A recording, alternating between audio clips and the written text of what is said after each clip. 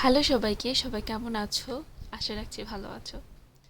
অনেক দিন পরে শাড়ি পরে বেশ ভালোই লাগছে। এখন মোট কথা শাড়ি পরতে বেশি ভালোই লাগে না।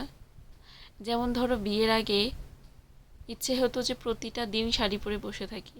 তখন সুযোগ খুঁজতাম যে শাড়ি কবে পরতে পারবো। আর এখন সুযোগ আছে বাট শাড়ি পরতে ভালো লাগে না। এখন মনে হয় যেন শাড়ি পরে কাজ সামলানো যায় না, বাচ্চা সামলানো যায় না। কিন্তু সত্যি কথা বলতে শাড়ি পরলে মেয়েদেরকে বেশ সুন্দর দেখায়। তো অনেক দিন পর ছাদে গিয়েছি। ছাদে গিয়ে পুরো আকাশটা কেমন জানি সৌন্দর্যে ভরে গেছে। তার সাথে অনেক বাতাস ছিল।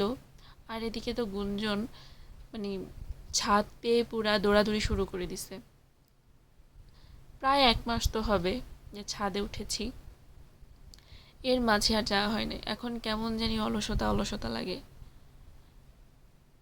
তো যাওয়ার পরে একটু বেশ ভালো সময় কাটিয়েছি আমরা মা মেয়ে।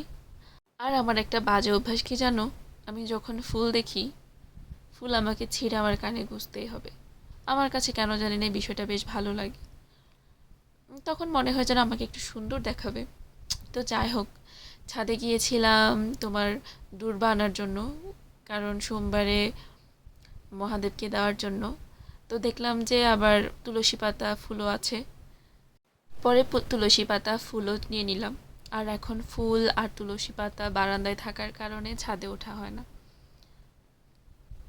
আর এদিকে না তুলসী পাতা খুব মানে বুঝে শুনে ছিঁড়ি, কারণ হচ্ছে বেশি নেই না। বেশি নিলে দেখা যায় যে পরের দিন কি উঠাবো এটা নিয়ে একটা টেনশন থাকে। কারণ তুলসী পাতাটা খুবই রেয়ার। এটা সব সময় বেশি থাকে না, ভয় হয় যদি পরে না পাই। যদি তুলসী গাছটা না থাকে তাহলে কিভাবে পূজা দিব। আর এদিকে তার আগের সোমবারে দেখেছিলাম অনেকগুলা দূর্বা গাছ ছিল, কিন্তু এখন নাই। পরে খুঁজে খুঁজে অনেক কষ্ট করে পেয়েছি 3 থেকে 4টা। আর পাওয়ার পর একটু শান্তি হইলো যে না, সব কিছু আমার কমপ্লিট হইলো। আর এদিকে আমার মেয়ে এত পরিমাণ দৌড়াদৌড়ি করতেছে, আমার ভয়ে পুরো শেষ। কারণ একটু টেনশনে থাকি ও যখন ছাদে ওঠে। আর তার ছাদে উঠলে আর বাসায় যাওয়ার নাম থাকে না।